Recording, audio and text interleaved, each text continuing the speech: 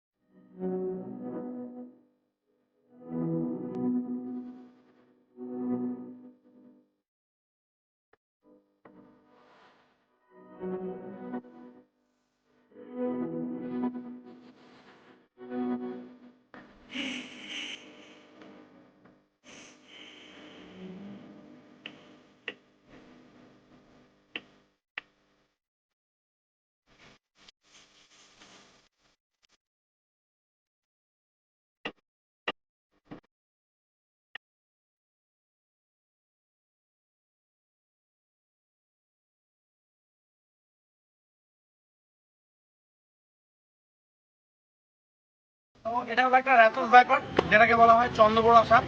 তো এই সাপটা খুবই বিষধর সাপ, যে কারণের জন্য আপনাদের সবসময় এই সাপটা থেকে সচেতন থাকতে হবে এবং এর থেকে একটু দূরেই থাকা দরকার।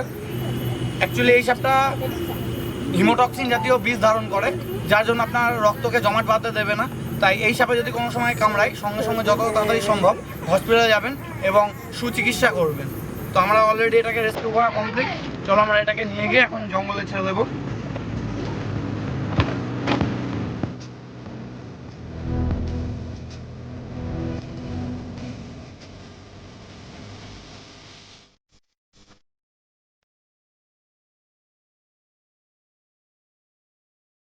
আমরা চলে এসেছি বেতডাওয়ারি জঙ্গলে। তো আমরা এখন এই সাপটিকে এখানে রিলিজ করে দেবো, যাতে সে তার বন্য জীবনে আবার নতুন করে বাঁচতে পারে। তো চলো আমরা এটাকে এখন রিলিজ করে দিই।